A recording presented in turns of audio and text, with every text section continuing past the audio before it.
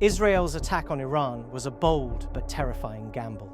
Early in the morning, on June 13th, Israel launched wave after wave of fighter planes to attack targets inside Iran. Both targets of the nuclear program and Natanz, but also the senior echelons of Iran's military.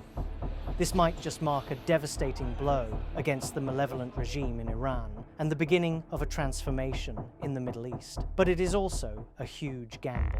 In many ways, this is the culmination of 2 decades of thinking inside Israel, particularly by the Prime Minister Benjamin Netanyahu. Moments ago, Israel launched Operation Rising Lion, a targeted military operation to roll back the Iranian threat to Israel's very survival. And he's right.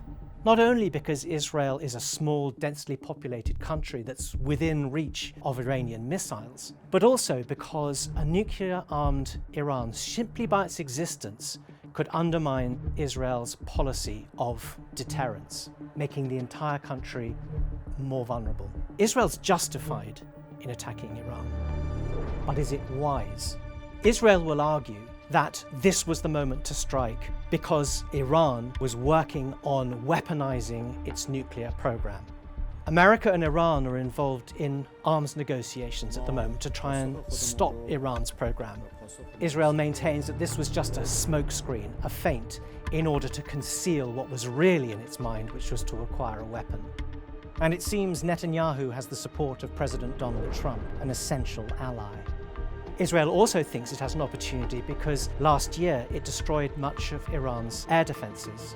And it's also decimated Hezbollah, the militia inside Lebanon that was supposed to be the spearhead of any Iranian counterattack to Israel. Iran will retaliate. There's the unpredictability of what happens in the wider region. What happens if Iran strikes American bases in, say, Bahrain, or an American ally like Saudi Arabia? What happens to the oil price and the American economy? It could drag the United States into a war in the Middle East that it really doesn't want to have.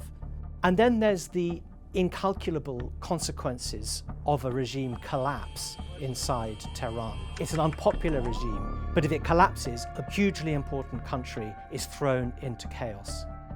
And lastly, there's a question about whether this will really fundamentally succeed. Israel has bombed nuclear programs before in, say, Iraq and Syria, but Iran's program is much more advanced. You can't bomb the expertise that Iran has acquired. And so there's a question about what happens in 18 months' time. Does Iran start to rebuild its program? And if so, is it more determined than ever that the only way to be safe is to have a bomb? The hope is that Iran's nuclear program will be destroyed, never to return. That would be vindication for Israel's prime minister. This is a shocking development that creates huge uncertainty in an uncertain world. Whether it pays off or not, we won't know for many years.